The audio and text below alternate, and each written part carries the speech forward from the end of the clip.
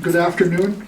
This is the Federal Subsistence Board public hearing on Wildlife Temporary Special Action Request 1603. My name is Zach Stevenson, and I'll be your meeting facilitator today. I'd also like to provide an opportunity to welcome our community leaders who are here in attendance and express my gratitude for all of those who made time out of their busy day during the height of the subsistence season to be here. Fishing game staff are here for two reasons. One, we wanted to tell you, give you an update and tell you why the state put forward this wildlife special action, and we also want to hear your testimony and take that back with us to help inform the Board of Game. Hi, good afternoon. For the record, my name is Lincoln Pratt, and I'm a caribou biologist in the state of Alaska. The survival of adult females has increased considerably compared to the 5 years prior to 2013. So during those years from 2007 to 2013, when the herd dropped by almost 50%, survival rates for adult females averaged about 73%. And since then, survival rates have averaged 83%, so 10% higher, and that's a big difference.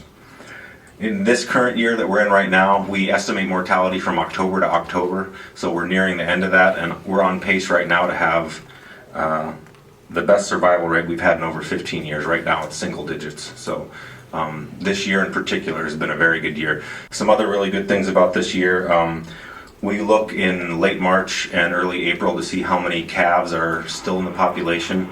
This is called recruitment. During the late winter surveys, we observed 23 10-month-old calves for every 100 adult caribou, and that's the highest number again since 2007. These data also, the presence of those calves tie in and correspond well with the high survival rate of calves. We collared 30 calves at Onion Portage in September, and the survival rate of those was at least 75% over the winter, and that's a very high survival rate for calves. When we captured those calves, we also weighed them. These were the heaviest calves we've ever weighed at Onion Portage since we started that project in 2007. They were 10% higher than any year that we'd ever weighed calves before. The adult body condition, we also assess adult body condition by, when we capture adults, we look at them just to put a gross estimate of whether they're skinny, very fat, very fat, or average. And the body condition we rated animals, that was very high last year. No animals were rated as skinny or very skinny. These very healthy animals going into the fall also had a very high pregnancy rate. When we did calving surveys this last June, 85% of the cows were observed to be pregnant or had given birth. And this is the second highest pregnancy rate observed for this herd since surveys began in 1987. So each of these things by themselves, each of these biological parameters kind of add up into this population model that suggests that this herd is definitely not declining at the rate that it has, and may have even approached something more like stability. And this is the new biological information that we're presenting that suggests that the herd is at over 200,000 and still in the conservative phase of the Western Arctic Herd Management Plan. We believe that with the complexity of such a big herd covering such a big area with 4 different agencies involved, 3 federal agencies in the state, and crossing such a big area and multiple communities one after the other, that the only meaningful way in these complex situations when you have 2 boards with different mandates is to have a working group that puts together a plan and then take that plan to both boards and make them adhere to it. We do have that. We've been working with the Western Arctic Herd Working Group for 10 years and at least, and you know, the reason this group was started was because the first chair said, we can no longer take for granted that these caribou will always come through our communities. And that's the goal, is to, as another hunter said, we want to keep these caribou coming back. And that's why this group was started. And it's really important. The boards have differing mandates and they're going to do different things. So we filed this wildlife special action in response to the one that the board passed. To get the Federal Subsistence Board to adhere to this plan that, you know, probably folks in this room worked on, lots of folks from the region, and then some other interest groups as well.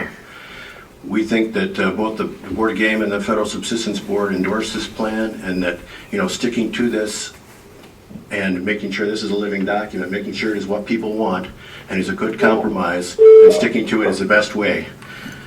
the Federal Subsistence Board made an action, and on the table there describes the rules now that there's an action made.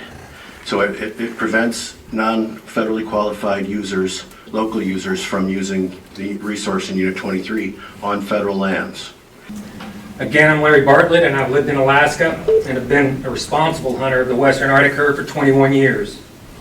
I served in the U.S. Army for 12 years, survived combat tours overseas, and I served at your communities for a number of years as an active member of the Western Arctic Herd Caribou Working Group, as well as the technical committees. My homeland efforts and those who served this working group for the past 20 years were vaporized by the FSB's action to close caribou hunting to non-local hunters on federal lands in Unit 23. An equivalent comparison is the closure of the entire East Coast to hunting because of the sheer size of this region. Our efforts were in vain because the current population status of this herd has not crossed the critical threshold outlined by the working group's management strategies.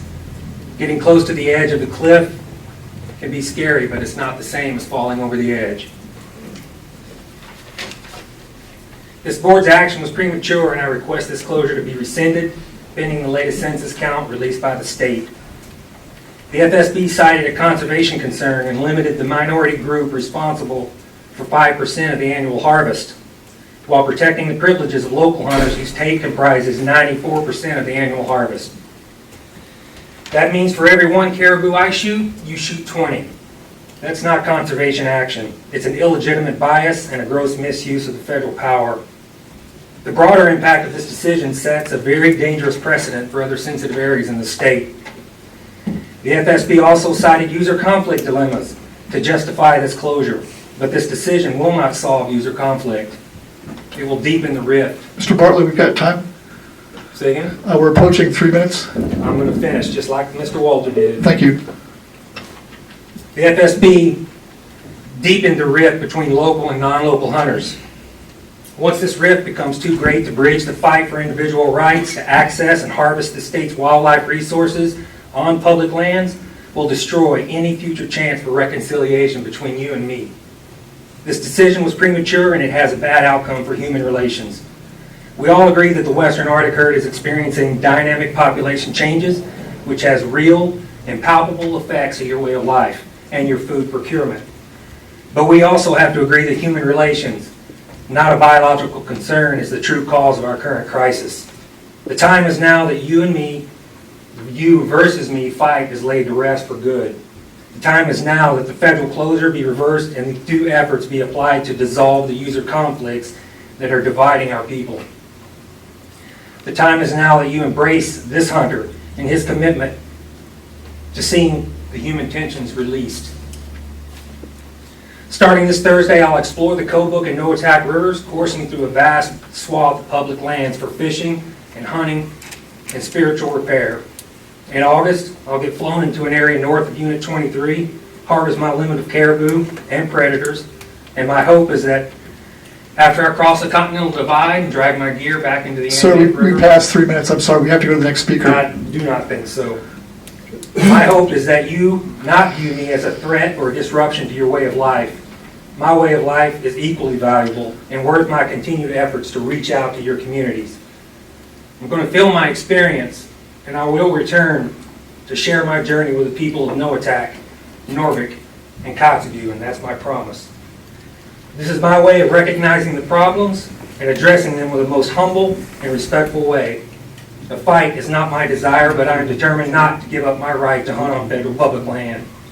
Cooperation and conflict resolution is my pledge. Yes. Can you hear me now? Yes, we can hear you. My name is Rod Arno. I live in Palmer, Alaska. I'm the executive director of the Alaska Outdoor Council. This is a conservation organization that supports subsistence uses for all Alaskans.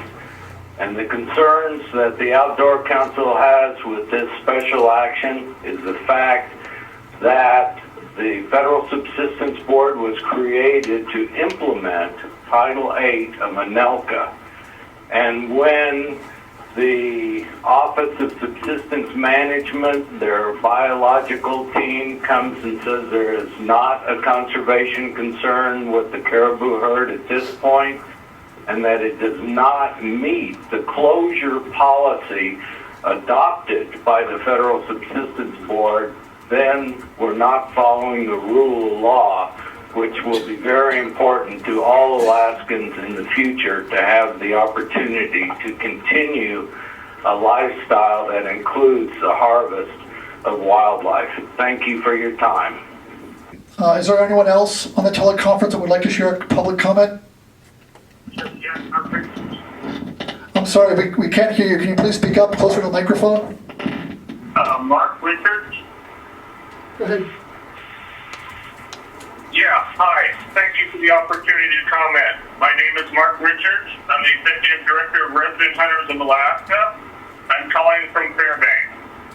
Our organization supports an Alaskan resident priority to all of our game resources for all resident hunters, no matter where they live or how or why they hunt. That resident priority, however, is not evident in the federal regulations when residents' last hunting opportunities are restricted before first restricting the non-resident out-of-state component. This is the case with this closure. There was overwhelming support from Unit 23 residents in 2015 for reductions in the harvest by all users rates from the Western Arctic herd. At the Board of Game March 2015 meeting, a considerable amount of time was spent listening to testimony, amending and compromising on Proposal 202, and deliberating on those reductions. In the end, and again with the majority support of local residents and ACs, the decision was made to reduce harvest by all user groups in some form. These decisions were made based on valid biological concerns over the continuing decline of the Western Arctic herd. 1 year later, this was the same ostensible rationale for this new complete closure of fed lands to all non-federally qualified subsistence hunters in Unit 23 by the Federal Subsistence Board. Before really allowing time to judge the efficacy of the Board of Game decision and restrictions from 2015. What is most troubling about the FSB's decision was that the board did not base their closure decision on the available population data and recommendations from both state and federal biologists. And data since the closure decision was made earlier this spring shows calf recruitment and survival rates are higher than ever. The estimated population of the Western Arctic herd is around 205,000 caribou, which is above the threshold between conservative management plans that the board used to institute this closure and conservative management plans that would not call for any restrictions at this time. We also want to point out something from the Federal Subsistence Board. Mr. Richards, we're approaching time. Thank you. I just wanted to remind folks that the importance of this afternoon's conversation is to focus on the present proposal 1603, which is focused on the state's proposal to open federal public lands in Unit 23 to all users, and not Special Action 1601. Again, we're focusing on 1603. Thank you, sir. Next comment? Can I just finish up? I have two more sentences. You may, but we do need to move on, so be quick, please. Resident Hunters of Alaska recommends that this closure be rescinded, that the Federal Subsistence Board review its protocols for consideration and approval of these kind of requests, and under no circumstances should any resident Alaska hunter be restricted before restrictions are placed on non-resident out-of-state hunters. Thank you. Thank you, sir. Thank you, Mr. Richards.